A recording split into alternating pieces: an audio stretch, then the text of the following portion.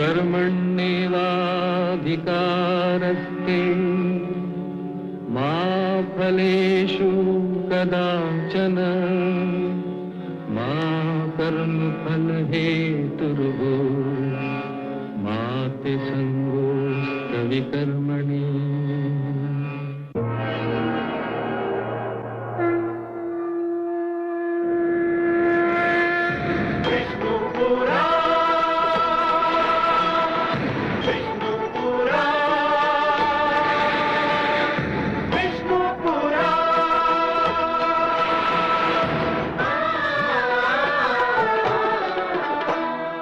जीव ज्ञान ब्रह्म ज्ञान अथ श्री विष्णु पुराण ओम की कथा महान जय श्री विष्णु पुराण विष्णु पुराण विष्णु पुराण विष्णु पुराण। मैं मां हूं, धरती मां।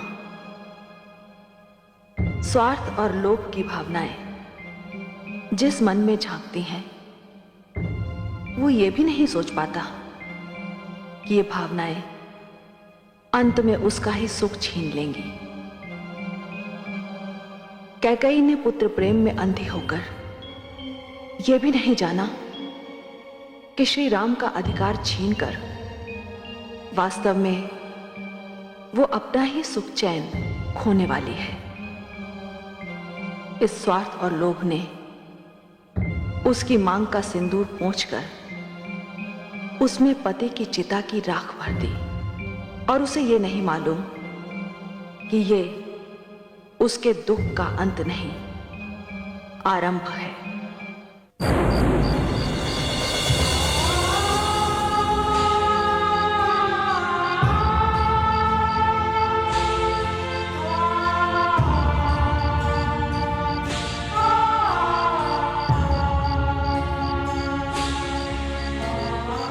हे स्वामी,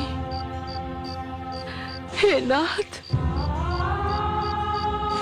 मैं जानती हूं मैंने अक्षम्य अपराध किया है। मैं तो आपसे क्षमा भी नहीं मांग सकती। आप तो क्षमा की सीमा से बहुत दूर चले गए। चिता की इस अग्नि ने आपके मृत शरीर को जलाया है, किंतु मैंने तो आपके जीवन में ही आग लगा दी। मैंने तो इन्हीं हाथों से अपनी मांग का सिंदूर उजाड़ दिया।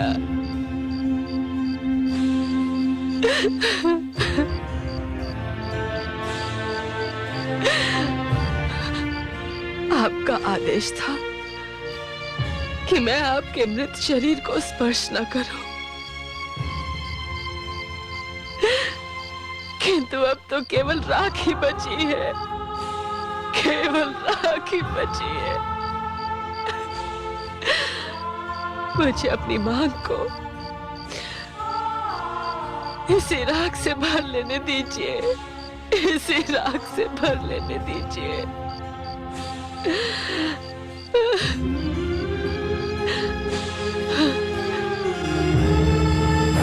रुक जा।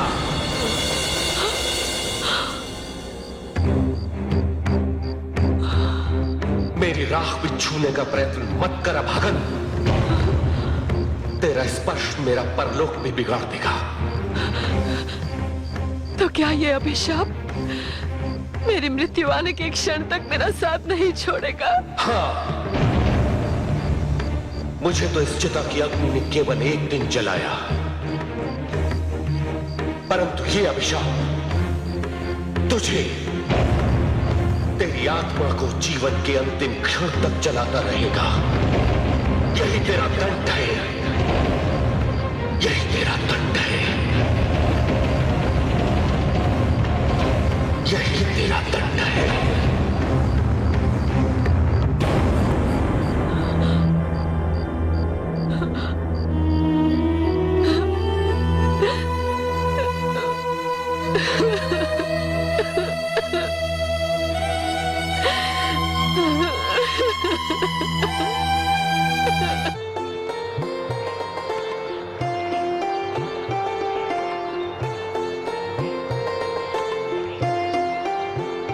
लीजिए देवी, हम प्रयाग आ पहुंचे, जो तीर्थों का राजा है। कितना अनुपम दृश्य है ये, मानो स्वर्ग धरती पर उतर आया हो। सब कहते हैं जल का कोई रंग नहीं होता, किंतु मुझे तो इस जल में रंग ही रंग दिखाई दे रहे हैं। इन रंगों का कारण है 3 नदियों के जल का संगम। यहाँ गंगा और यमुना मिलती हैं और सरस्वती इनके नीचे छुपी होती हैं। ठीक उसी प्रकार देवी, जिस प्रकार ज्ञान और भक्ति के नीचे विवेक छुपा हुआ होता है। गंगा और यमुना ज्ञान और भक्ति की प्रतीक है, और सरस्वती विवेक का। विवेक ज्ञान और भक्ति के नीचे शरण लेता है। भ्राताश्री, गुरुदेव वशिष्ठ कहते थे कि यही ऋषिश्रेष्ठ भारद्वाज का आश्रम भी है। हाँ अनुज, हम उनके दर्शन करने अवश्य चलेंगे।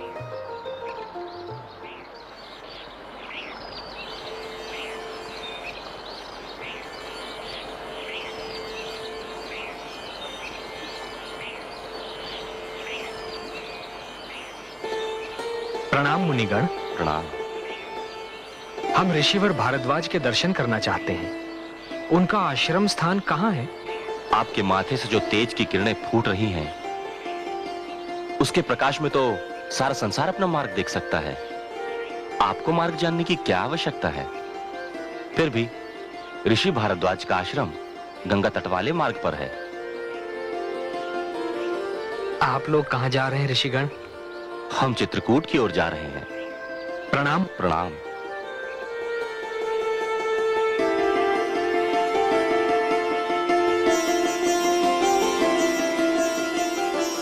आओ, संगम के इस पवित्र जल से स्वयं को पवित्र कर लें।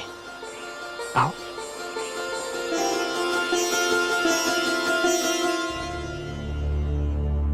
प्रिय शिष्य, अयोध्या का राज सिंहासन रिक्त पड़ा है और ये राजधर्म और राजनीति के विरुद्ध है। अयोध्या की प्रजा अपने राजा को राज सिंहासन पर विराजमान देखना चाहती है और ये उसका अधिकार भी है। मैं तुम्हारी मन स्थिति को समझता हूं शिष्य, परंतु मनुष्य की मृत्यु के साथ जीवन की मृत्यु नहीं होती, वो तो चलता ही रहता है और उसे चलते रहना भी चाहिए। अपने पिताश्री के राजकाज को संभालना तुम्हारा दायित्व भी है और कर्तव्य भी। यह मुझसे नहीं होगा गुरुदेव। अयोध्या के सिंहासन पर मैंने सदैव भ्राताश्री को विराजमान देखा है। अब उस सिंहासन पर किसी और को, यहां तक कि स्वयं को भी विराजमान में नहीं देख सकता गुरुदेव। मैं जानता हूं शिष्य, परंतु मेरे विचार से इसे नियति का एक आदेश मानकर इसके समक्ष नतमस्तक हो जाना चाहिए। क्षमा कीजिएगा गुरुदेव, किंतु मैं इसे नियति का आदेश मानता ही नहीं हूं। ये नियति का आदेश नहीं है, ये एक ऐतिहासिक भूल है गुरुदेव, और इस भूल को सुधारना इसलिए भी आवश्यक है ताकि आने वाले युगों में यह भूल दोहराई न जाए। मैं अयोध्या के सिंहासन पर विराजमान नहीं हो सकता गुरुदेव। महारानी कौशल्या की भी यही इच्छा है कि तुम अयोध्या का राजकाज संभालो। गुरुदेव, उनकी आज्ञा का पालन करना मेरा पुत्र धर्म है, किंतु मेरी माता महारानी कैकेयी की भूल को सुधारना भी मेरा पुत्र धर्म है, और मैं अपने उसी पुत्र धर्म का निर्वाह करना चाहता हूं। इससे क्या तात्पर्य है तुम्हारा? गुरुदेव, मैं भ्राताश्री के पास जाऊंगा और उनसे अपनी माता की भूल के लिए क्षमा याचना करूंगा। उनसे कहूंगा कि वो अयोध्या लौट चलें एवं राज सिंहासन ग्रहण करें। और मुझे पूर्ण विश्वास है गुरुदेव कि वो अपने अनुज की याचना को अस्वीकार नहीं करेंगे। हाँ गुरुदेव। मेरी शुभकामनाएं तुम्हारे साथ हैं। यशस्वी भव।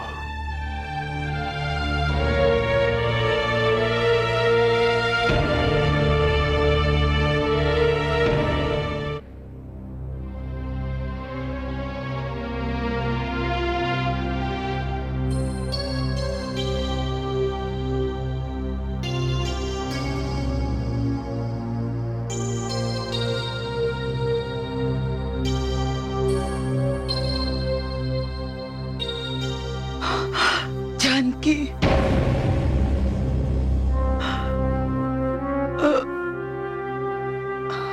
मांडवी। मैं जानती हूँ माताश्री कि आप दीदी सीता को कितना चाहती हैं। मैं आपसे यही कहने आई थी माताश्री कि आप स्वयं को कभी अकेली मत समझिएगा। मैं भी आपकी उतनी ही सेवा करूंगी जितनी सीता दीदी आपकी सेवा करती थी। पुत्री,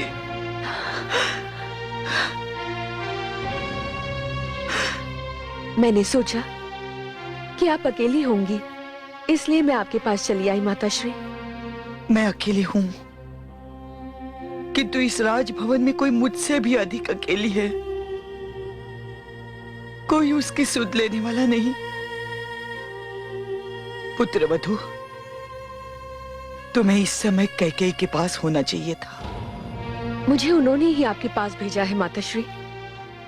वो स्वयं आपके पास आने का साहस न कर सकी। उनके मन पर बहुत बड़ा बोझ है कि भ्राता राम और दीदी सीता को उन्होंने आपसे अलग किया है। बाउली है वो, नियति के निर्णय को अपना अपराध समझ रही है। नहीं पुत्री, तुम कैकेयी के पास जाओ। वो इस समय जिस स्थिति से निकल रही है वो मृत्यु से भी अधिक कष्टदायी है। जाओ पुत्री, उससे कहो कि मैं अपने पुत्र राम की सौगंध खाकर कहती हूं कि उसके प्रति मेरे मन में तनिक भी मैल नहीं है। देखो पुत्री, अभी कैकेयी के प्रति भरत का क्रोध समाप्त नहीं हुआ है। मैं किसी न किसी ढंग से भरत को मना लूंगी, किंतु कैकेयी को समझने वाला कोई नहीं है। मुझे वचन दो, तुम कैकेयी का ध्यान रखोगी।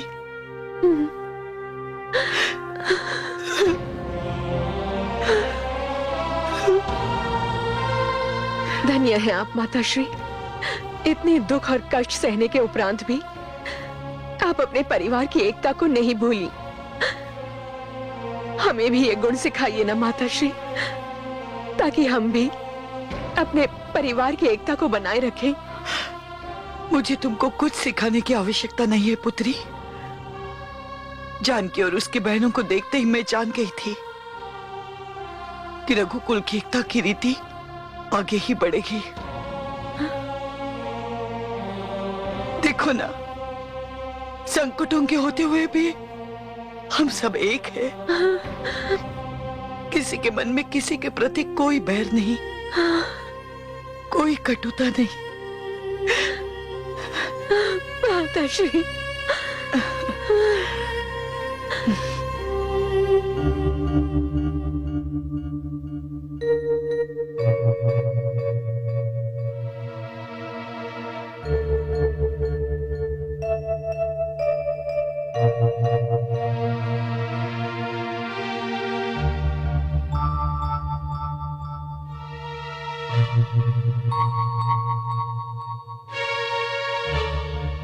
माताश्री,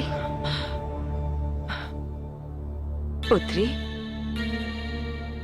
तुम इतनी शीघ्र लौट आई? हाँ माताश्री, मैंने तो तुम्हें कौशल्या दीदी के पास रहने के लिए कहा था। उन्होंने कहा कि मैं आपके पास रहूं। आप अधिक अकेली हैं। उनसे अधिक आपको मेरी आवश्यकता है माताश्री। सत्या? उन्होंने ऐसे कहा? हाँ माताश्री, और उन्होंने ये भी कहा कि आपकी पीड़ा को समझने वाला कोई नहीं है। धिक्कार है मुझ पर, जिसने इतना विशाल हृदय रखने वाली अपनी बड़ी बहन का संसार उजाड़ दिया। और धन्य है कौशल्या दीदी, जिसे अपने से अधिक मेरे उजड़े हुए संसार की चिंता है।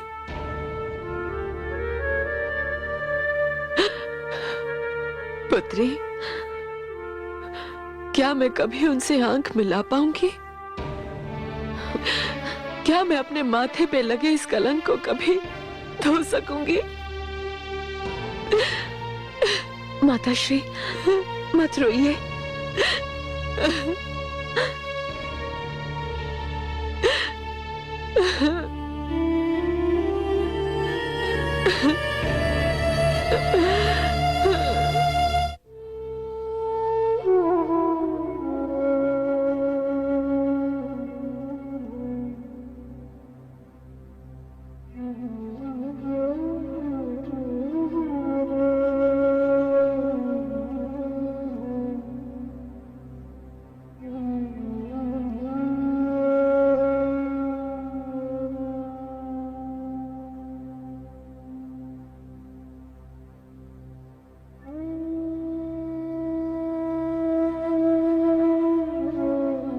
बड़ी माँ,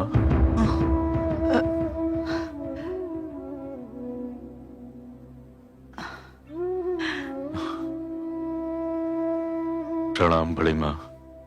यशस्वी भव। मैंने सुना है तुम्हें अयोध्या के राज सिंहासन पर बैठने में संकोच हो रहा है।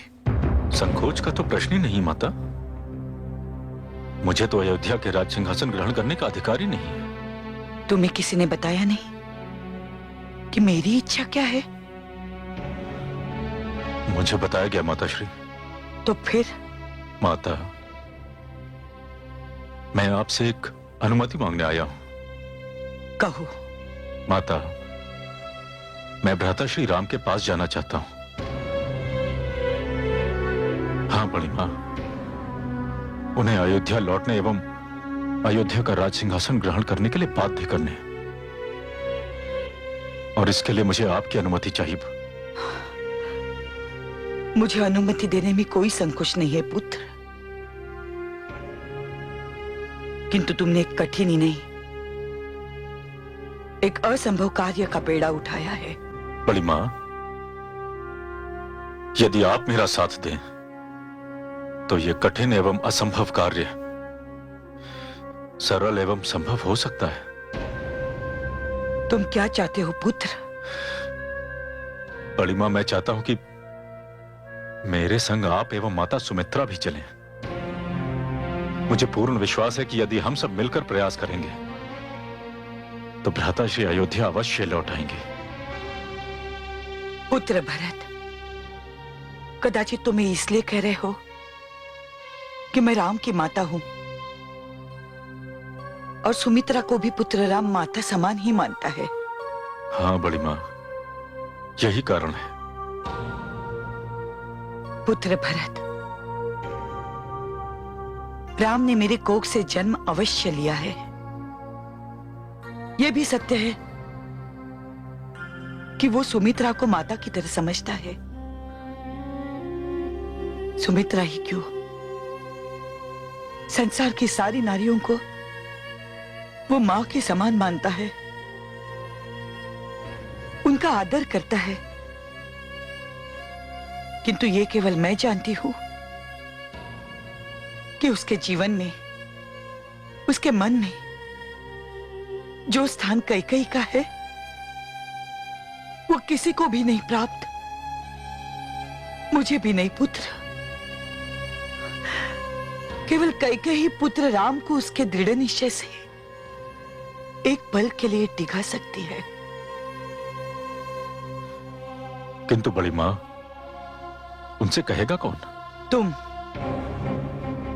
तुम कहोगे पुत्र। मैं? नहीं बड़ी मां, मैं उनके पास नहीं जाऊंगा, क्योंकि यदि मैं उनके पास गया तो मुझे उनसे बात करनी पड़ेगी और मैं उनसे बात करना नहीं चाहता। तुम उसके पास नहीं जाना चाहते? उससे बात नहीं करना चाहते जिसने तुम्हें जन्म दिया? ये न भूलो पुत्र कि तुम्हारे जीवन का प्रारंभ कैकेयी के कोख में हुआ। 9 मास तुम्हें उसने अपने कोख में पाला, अपने रक्त को दूध में ढालकर तुम्हें आहार दिया। कैकेयी का तुम पर यही इतना बड़ा ऋण है जिसे तुम कई जन्म लेकर भी नहीं उतार सकते। इसलिए जाओ पुत्र, कैकेयी से क्षमा मांगो और उससे कहो कि वो भी तुम्हारे साथ चले। नारी के इस रूप का कैसे करें बखान, जिसने इतना दुख दिया दे उसको हे मां। कौशल्या रूप कैकेयी, नारी के 2 रूप, शीतल छाया एक है, दूजी तपती धूप, दूजी तपती धूप। जीव ज्ञान ब्रह्म ज्ञान अथ श्री विष्णु पुराण।